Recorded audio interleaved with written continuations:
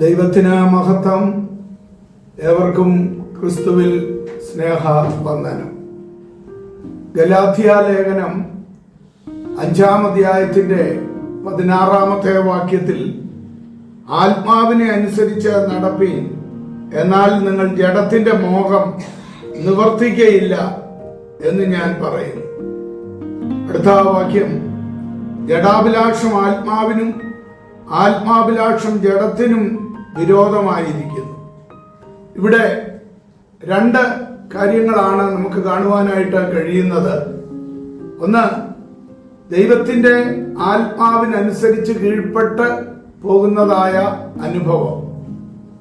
മറ്റൊന്ന്, ജഡത്തിന് കീഴ്പ്പെട്ടു പോകുന്നതായ അനുഭവം. അതിൽ ആത്മാവിനെ അനുസരിച്ച് നടക്കുമ്പോൾ ജഡത്തിന്റെ മോഹം നിവർത്തിക്കുവാനായിട്ട് ഒരിക്കലും ഒരാൾക്ക് സാധ്യമല്ല.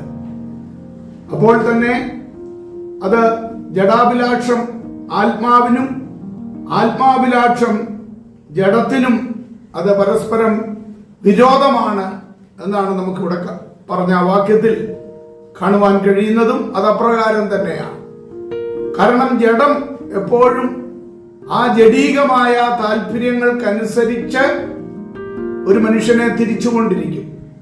എന്നാൽ ആത്മാവ് അത് ദൈവത്തിന്റെ ദാനമാകയാൽ ആത്മാവിനനുസരിച്ച് കീഴ്പ്പെട്ട് പോകുവാൻ ആഗ്രഹിക്കുന്ന ഒരാളെ ആത്മാവ് നിയന്ത്രിക്കുകയും അത് ആത്മാവിന്റെ അഭിലാഷങ്ങൾക്കനുസരിച്ച് ആ വ്യക്തി ജീവിതം ജീവിക്കുകയും ചെയ്യുവാനായിട്ട് ഇടയായിത്തീരും. അത് സാധിക്കണമെങ്കിൽ പരിപൂർണമായി ദൈവകരങ്ങളിൽ ആ വ്യക്തി ജീവിതം, ഓരോ വ്യക്തി ജീവിതവും സമർപ്പിച്ചേൽപ്പിക്കുകയാണ് ആവശ്യം. 32-ാം സങ്കീർത്തനത്തിൽ സങ്കീർത്തനക്കാരൻ പാടുമ്പോൾ അതിന്റെ 8-ാം വാക്യത്തിൽ, ഞാൻ നിന്നെ ഉപദേശിച്ച് നടക്കേണ്ടുന്ന വഴി നിനക്ക് കാണിച്ചു തരും, ഞാൻ നിന്റെ മേൽ ദൃഷ്ടി വെച്ച് നിനക്ക് ആലോചന പറഞ്ഞു തരുമെന്നാണ്. അപ്പോൾ ദൈവത്തിന്റെ ഹിതപ്രകാരം സമർപ്പിച്ചേൽപ്പിച്ചു കൊടുക്കുന്ന ഒരു വ്യക്തിയുടെ മേൽ ദൈവത്തിന്റെ ദൃഷ്ടി എപ്പോഴും ഉണ്ടായിരിക്കുകയും ആ വ്യക്തി ജീവിതം നടക്കേണ്ടുന്നതാകുന്ന വഴിയിലൂടെ പരിശുദ്ധാത്മാവ് നിയന്ത്രിച്ച് അവനെ മുൻപോട്ട് നടത്തുകയും ചെയ്യുന്നു എന്നതാണ് നമുക്ക് വീണ്ടും കാണുവാനായിട്ട് കഴിയുന്നത്. ഇസ്രായേൽ മക്കളെ കുറിച്ച് നമ്മൾ ചിന്തിക്കുമ്പോൾ ആ ഇസ്രായേൽ മക്കൾ മേഘത്തെ അല്ലെങ്കിൽ അവരുടെ ആ പരദേശ യാത്രയില് മേഘം അവരെ നിയന്ത്രിച്ചിരുന്നതായി നമുക്ക് കാണുവാനായിട്ട് സാധിക്കും.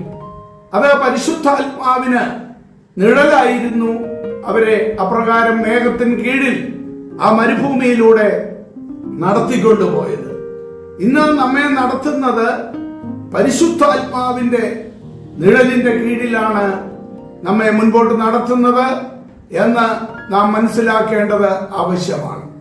ആത്മാവിനെ അനുസരിച്ച് നടന്ന് ആത്മാവിൽ വിതച്ച് നിത്യജീവനെ കൊയ്യുവാൻ ദൈവം നമ്മെ ഭൂമിയിലാക്കി വെച്ചിരിക്കുകയാണ്. അത് ആത്മാവിനെ അനുസരിച്ച് മുൻപോട്ട് പോകുന്ന ഒരു വ്യക്തിക്ക് മാത്രമേ സാധിക്കത്തുള്ളൂ. എന്നാൽ ജഡത്തെ അനുസരിച്ച് മുൻപോട്ട് പോകുമ്പോൾ ജഡം ഈ ലോകത്തിന്റെ പലതും ആവശ്യപ്പെട്ടുകൊണ്ടേയിരിക്കും. ആ ജഡത്തെ സംതൃപ്തിപ്പെടുത്തേണ്ടതിന് വേണ്ടിയിട്ട് ദൈവത്തിന്റെ വഴികളിൽ നിന്ന് ഒരുവൻ വളരെ വിദൂര വഴികളിലൂടെ സഞ്ചരിക്കേണ്ടി വരും.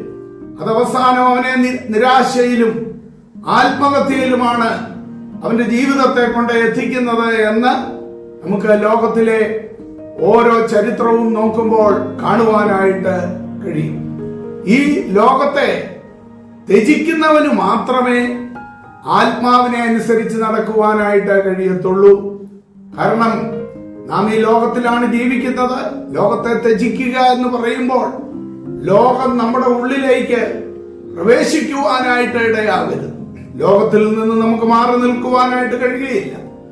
ഈ ലോകത്തിൽ നമ്മൾ ജീവിക്കുന്നു, ഈ ലോകത്തിലെ ഭക്ഷണം നമ്മൾ കഴിക്കുന്നു, ഈ ലോകത്തിലെ പാർപ്പിടങ്ങളിൽ നമ്മൾ പാർക്കുന്നു, ഈ ലോകത്തിലെ ഓരോ അനുഭവങ്ങളിലും അല്ലെങ്കിൽ ഓരോരുത്തരുമായിട്ട് നമ്മൾ ബന്ധപ്പെടുകയോ കടകളിൽ പോകുകയോ സാധനങ്ങൾ മേടിക്കുകയോ ജോലി നോക്കുകയോ ഒക്കെ ആവശ്യമാണ്. അപ്പോൾ എന്നാൽ ആ ലോകം നമ്മുടെ ഉള്ളിലാകുവാനായിട്ട് പാടില്ല എന്നതാണ് ഇവിടെ തിരുവചനം നമ്മെ പഠിപ്പിക്കുന്നത്. നാം ലോകത്തിലായിരിക്കുമ്പോൾ തന്നെ ഒരു കാര്യം നാം ഓർക്കണം, നാം ഈ ലോകക്കാരല്ല. നമ്മുടെ പൗരത്വം ഇവിടെയല്ല, ഒരു സ്വർഗീയ പൗരത്വമാണ് ദൈവം നമുക്ക് നൽകിയിരിക്കുന്നത് എന്നുള്ളതായ ആ ഉത്തമ ബോധ്യത്തോടുകൂടെ ആയിരിക്കണം നാം ഈ ലോകത്തിലായിരിക്കേണ്ടത്. അതാണ് ഈ വാക്യങ്ങളിലെല്ലാം പരിശുദ്ധാത്മാവ് നമ്മെ ഉണർത്തിച്ചുകൊണ്ടിരിക്കുന്നത്. അപ്രകാരം ദൈവത്തിന്റെ ഹിതമനുസരിച്ച് ആത്മാവിന് കീഴ്പ്പെട്ട് ദൈവവചനത്തിന് കീഴ്പ്പെട്ട് യാത്ര ചെയ്യുവാൻ നമുക്കിടയാകട്ടെ. ദൈവകരങ്ങളിൽ ഏൽപ്പിക്കാം.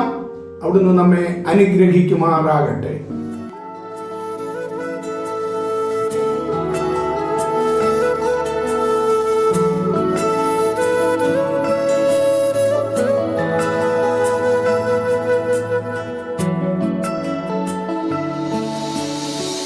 സ്വർഗീയ ശില്പിയെ നേരിൽ കാണും, അല്ലലില്ല നാട്ടിൽ ഞാൻ എത്തിടുമ്പോ. സ്വർഗീയ ശില്പിയെ നേരിൽ കാണും, അല്ലലില്ല നാട്ടിൽ ഞാൻ എത്തിടുമ്പോ. വിണ്മയമാകും ശരീരം ആ വിൺരൂപി നൽകുമ്പോ എന്നല്ലെല്ലാം മാറിയിടുന്നേ. വിണ്മയമാകും ശരീരം ആ വിൺരൂപി നൽകുമ്പോ എന്നല്ലെല്ലാം മാറിയിടുന്നേ. സ്വർഗീയ ശില്പിയെ നേരിൽ കാണും, അല്ലലില്ല നാട്ടിൽ ഞാൻ എത്തിടുമ്പോ.